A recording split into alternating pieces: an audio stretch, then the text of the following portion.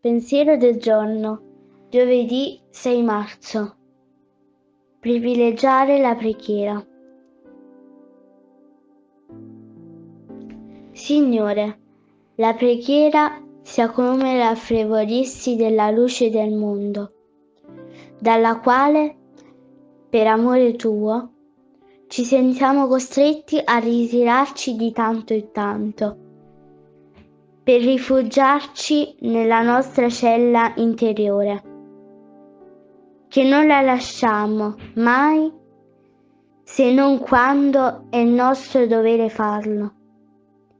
In questo modo non ci accorgeremo dei cambiamenti di luogo, di paese, di ambiente, né ci riposeremo nella casa che tu ci hai dato, perché la nostra casa sei tu in noi.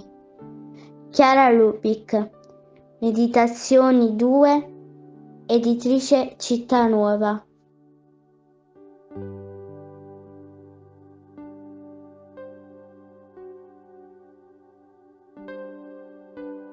Parola di vita, marzo 2025. Perché guardi la pagliuzza che è nell'occhio del tuo fratello e non ti accorgi della trave che è nel tuo occhio. Luca 6:41. Es importante para nosotros que nos coloques un like, un dedito para arriba, si este pensamiento te gustó. Que también en los comentarios nos digas qué te pareció, que nos cuentes de dónde sos, de dónde los estás viendo.